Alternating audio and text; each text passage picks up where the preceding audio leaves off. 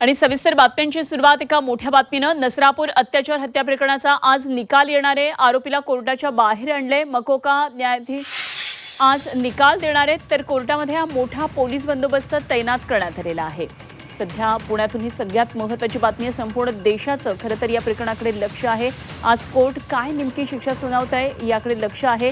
नसरापूर अत्याचार आणि चिमुरडीचा हत्या प्रकरणाचा आज हा निकाल आहे आणि आरोपीला कोर्टाच्या आता बाहेर आणण्यात आलेलं आहे। या आरोपीला कठोरात कठोर शिक्षा व्हावी अशी जनभावना आहे आणि त्या दृष्टीने आता कोर्ट सगळे पुरावे तपासल्यानंतर काय नेमकं शिक्षा देते हे बघणं अत्यंत महत्त्वाचं ठरणार आहे। आमचे प्रतिनिधी निलेश खरबरे सध्या आपल्याबरोबर थेट पुण्यामधून जोडले गेले। जाणून घेऊया निलेशकडून काय नेमके पुण्यातले सध्या तपशील आहेत। निलेश, कोर्टात मोठा पोलीस बंदोबस्त ठेवण्यात आलाय, आरोपीला कोर्टात आणण्यात आल्याचं कळतं आहे, काय नेमके तपशील आहेत? खरं तर नसरापूर हत्या प्रकरणातला जो नराधम आहे भीमराव कांबळे या आरोपीला आता कोर्टामध्ये हजर केलेला आहे। आता या ठिकाणी कोर्टामध्ये जर बघितलं तर पीडितेचे आई आणि आजी सुद्धा निकाल ऐकण्यासाठी कोर्टामध्ये उपस्थित असल्याचं आपल्याला या ठिकाणी पाहायला मिळतंय। थोड्या वेळात या ठिकाणी अंतिम निकाल जो आहे त्या अंतिम निकालाचं वाचन जे आहे ते न्यायाधीशांकडे सुरू होईल।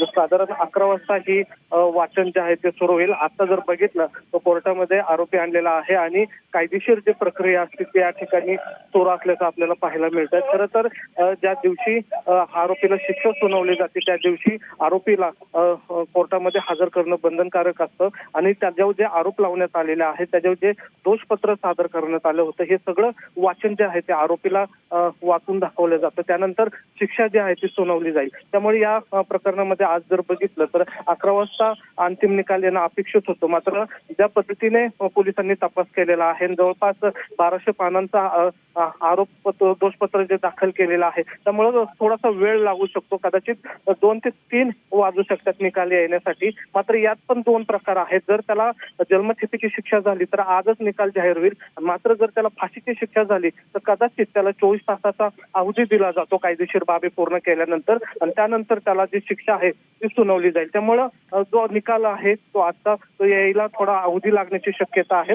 त्यामुळे आता नेमकं कोर्टामध्ये काय होतं हे पाहणं महत्त्वाचं असणार आहे। थोड्या वेळात या केस संदर्भातला निकालाचं वाचन जे आहे ते थोड्या वेळात सुरू होईल। 11चा टायमिंग दिलेला आहे आणि आता कायदेशीर बाबी जे आहेत ते या ठिकाणी पूर्ण केलेला आपल्याला पाहायला मिळतात। ज्या पद्धतीने नराधमांनी ही संपूर्ण कट रचला होता, हत्या केली होती, अत्याचार केला होता, या सगळ्याचा लेखाजोखा जो आहे तो आता न्यायाधीश पुराव्यासह या ठिकाणी वाचून दाखवतील। त्यानंतर या प्रकरणातील आरोपी जे आहे त्याला शिक्षाचं सुनावणी जी आहे ती थोड्याच वेळात प्रक्रिया सुरू होईल। अनुपमा, अगदी निलेश, खरं तर अत्यंत धक्कादायक असा हा सगळा प्रकार घडला होता। संपूर्ण महाराष्ट्र पेटून उठलेला होता यावरून। खरं तर अत्यंत तीव्र अशा सगळ्या जनभावना होत्या आणि त्यावेळी काय नेमकं सगळं झालेलं होतं हे आपण सगळ्यांनी दाखवलेलं होतं माध्यमांवर। मात्र या आरोपीला कठोरात कठोर शिक्षा व्हावी, त्याला फाशीचीच शिक्षा व्हावी अशा प्रकारची एक खरं तर सगळ्यांचीच जनभावना आहे, जेणेकरून पुढे कुठल्याही अशा प्रकारे घटना घडणार नाहीत, एक चाप बसेल।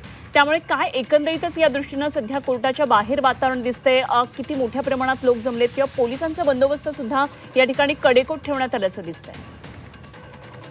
पद्धतीने या घटनेचा संपूर्ण महाराष्ट्रासह देशभर त्याचा पडसाद उमटले, तीव्र भावना उमटल्या आणि आज जर बघितलं तर कोर्टाच्या बाहेर सुद्धा अनेक सर्वसामान्य नागरिक जे आहेत ते येऊन थांबलेले आहेत, जेणेकरून या पीडित मुलीला असतील किंवा कुटुंबियाला न्याय मिळावा आणि असे प्रकार पुन्हा घडू नये याच्यासाठी कठोरातली कठोर शिक्षा म्हणजे फाशीची शिक्षा व्हावी अशी सामान्यांसह कुटुंबियांची पण मागणी होती। या प्रकरणात जर बघितलं तर प्रामुख्याने देशभरातले जे 4 महत्त्वाचे खटले जे आहेत बलात्कारात ज्या अल्पवयीन मुलींवर जे बलात्कार हत्या करण्यात आल्या त्या केसचा संदर्भ जो आहे तो महत्त्वाचा या केस सुद्धा जोडण्यात आलेला आहे। त्यामुळे या प्रकरणातलं म्हणजे महाराष्ट्रातील सर्वात जलद गतीने हा निकाल या ठिकाणी येताना आपल्याला पाहायला मिळतो। त्यामुळे खूप बारकावे या प्रकरणात आपल्याला मांडताना आपल्याला पाहायला मिळत आहे। विशेष करून देशभरात ज्या पद्धतीने 4 प्रकरणं घडली होती त्याचाही संदर्भ देण्यात आलेला आहे। दिल्लीतल्या बलात्काराचा जो संदर्भ होता तो सुद्धा या ठिकाणी देण्यात आलेला आहे।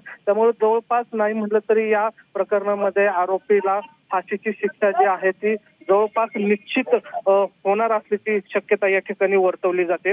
कारण वकिलांनी ज्या मुद्दे मांडलेले आहेत आणि जे पुरावे या ठिकाणी सादर केलेले आहेत त्या पुराव्याच्या आधारावर न्यायाधीश जे आहेत ते कठोर शिक्षा नक्कीच सुनावतील. त्यामुळे काही तासांमध्ये आपल्याला कळेल की आता या नराधम आरोपी भीमराव कांबळेला न्यायालयाने काय शिक्षा सुनावलेली आहे. अर्थात आता त्याला या ठिकाणी न्यायालयात सुद्धा हजर केलेला आपल्याला पाहायला मिळतात. अनेक पुणेकर जे आहेत ते आता कोर्टाच्या बाहेर सुद्धा दाखल व्हायला सुरुवात झालेली आहेत आणि उत्सुकता लागलेली आहे की नेमका निकाल काय होतो. कारण या प्रकरणात जर बघितलं तर अवघ्या 54 दिवसांमध्ये पुणे ग्रामीण पोलिसांनी गुन्ह्याचा तपास करून दोषपत्र दाखल करून हा खटला जो आहे तो सुपरमध्ये आणलेला आपल्याला पाहायला मिळतोय. खरंय निलेश, आणि त्यामुळे राज्यातल्या खरं तर न्यायालयीन इतिहासामध्ये जलद गतीनं सुनावणी होत असलेल्या नसरापूर अत्याचार प्रकरण हा खरं तर पहिला खटला ठरेल.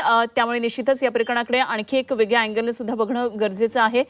धन्यवाद निलेश, तुर्तास दिलेल्या सगळ्या सविस्तर माहितीसाठी. आणि आणखी काही वेळामध्ये आपण भेटूया, आणखी सविस्तर तपशील आपल्याकडून पुढच्या ताज्या घडामोडींचे जाणून घेत राहू. तुर्तास धन्यवाद दिलेल्या सगळ्या माहितीसाठी.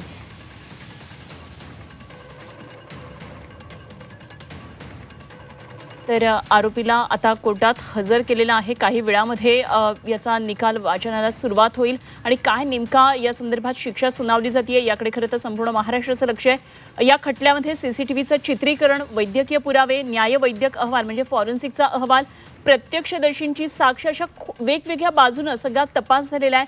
आणि गुन्हा घडल्यानंतर अवघ्या काही दिवसांमध्ये 1200 पानी आरोपपत्र न्यायालयामध्ये दाखल केलेलं आहे.